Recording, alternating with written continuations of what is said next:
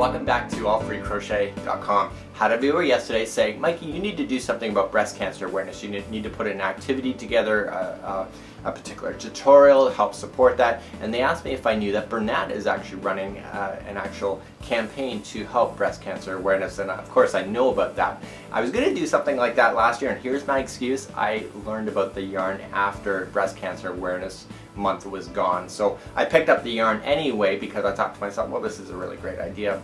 So this viewer yesterday got my mind thinking while I was in bed hooking last night, and I thought, well, I have the yarn. It's called Ruffelina. Let me put more information right down there. And you can actually make a decision whether you want to use this stuff. Now they're using many different kinds of yarns, but they're all pink theme within the campaign. But this one being unique like it is a really great tutorial to run, because when you look at it, you think to myself, what do I do with that? How do I operate that? There's got to be a way to use that. So I'm going to show you how to work with the Ruffelina. It's actually very simple. Now what you're seeing here, Daniel says that I got laid at Hawaii because of the way that it looks, because it's taken a round shape. The reason for it is that there's only 6 particular stitches going across all the way through. Maybe 9, maybe even 12 would have been better. It would have made it more flat, but it all depends on you how much of it as an accessory and how much of it is going to be practical.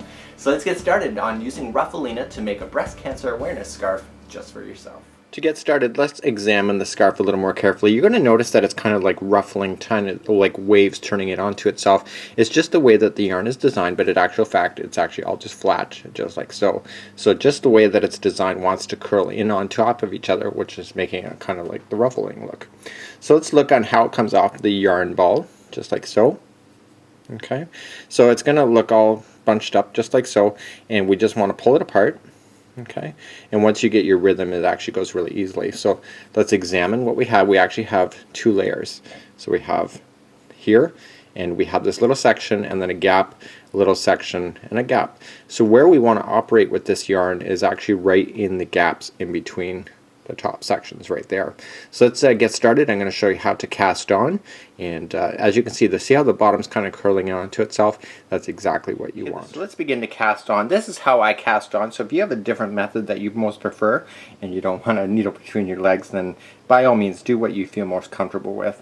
What I want to do is I want to have the loose end just like so. I want almost a foot of distance, and you could go a little bit longer, maybe a foot and a half. I'm going to want that on one side, and then this is going to the yarn ball, just like so. So what I'm going to just do is that I'm going to show you my peeling method. Okay, so I want to put the whole gap, so if I open it up, I want to put the gap onto the needle just like so, and this is going toward the yarn ball, and I want to get the next gap, so you can see that there's that piece in the middle like I showed, and we want to put that on. Okay, and now what I want to do is I want to take this one and I want to peel it back.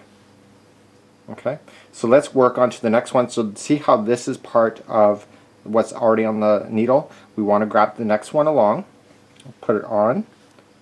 Okay, we want to do the same on the other side, so we're just going to put the next one, so you see the gap in between. We want to put it on, and we want to take this one again and we want to peel it back. Okay, so let's try again. So gap on, gap on, and then we want to peel this back. Okay, so let's try again. Once you get in the rhythm with this, it actually goes pretty quick. So rhythm on, so gap on, peel back. Okay, next one. So I'm recommending on my scarf there that we had only 6 across. I'm recommending maybe 9 to 12. It all depends on how much of a outlook that you want. If you want it more flat, then you've got to go more. And we're going to peel back. So I've got now, okay, so I got 5 on there. So I'm just going to show you with 6 on board because it makes the tutorial quicker, and once you understand the concept of it, then it's a matter of just working your way along. So gap on, this is the 6th, gap on, and then peel back. So then what we just have to do is that we just have to trim this at the end and just weave it into the bottom section, and now we actually have 6 stitches on our needle. So we're now up and on our regular position, and we just want to stick in our needle, just like you normally would with knitting. Now I find in the ends that the first gap that you will run into, and this is going to the yarn ball, this is the loose end that's hanging down, the first gap is a little bit too tight. Okay, so on the ends, when you're going to start one, I want you to skip to the second one over. So looking for the gap and skip to the second, reach up and put it onto your needle and knit as normal and slide off. So let's try it again. So just going underneath, okay, and we're just looking for the gap.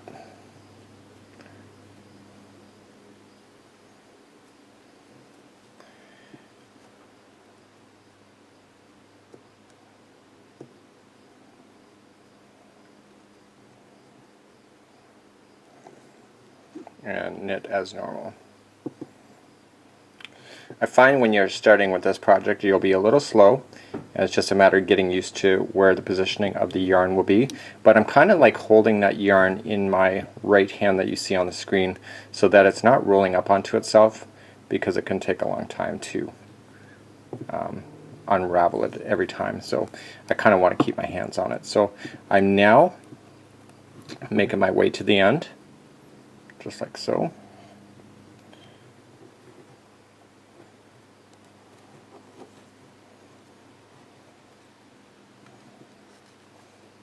You want to make sure you don't grab any of those ruffle pieces. You want it to stay right into the gap itself.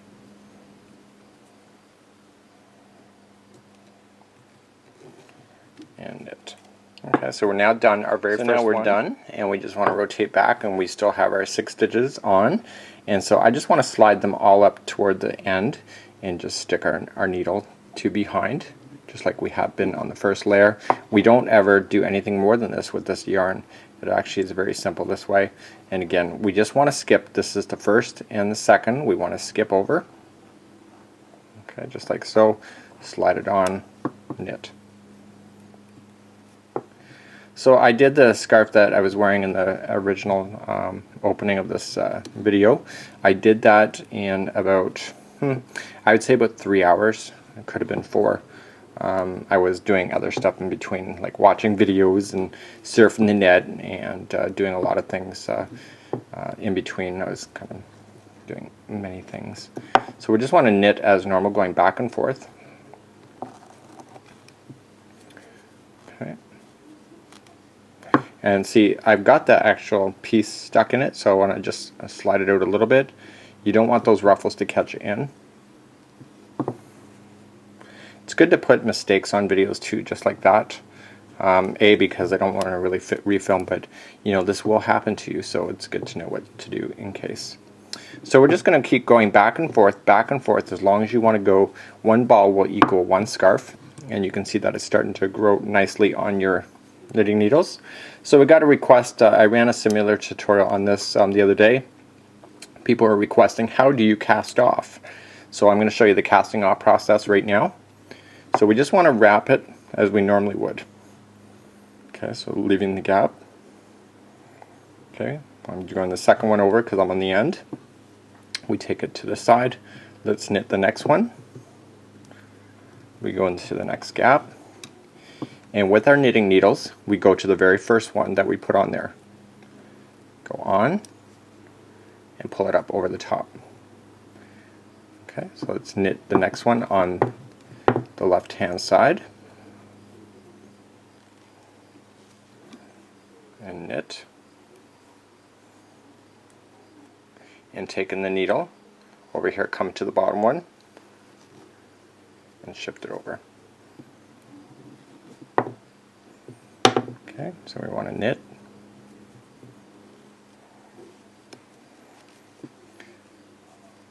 Okay, the first one is going to get moved. Want to make sure we actually do get it.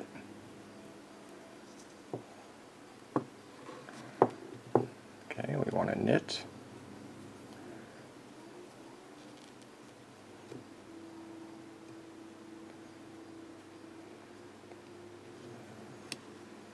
So I'm kind of taking my time in the tutorial. I'm not trying to rush this.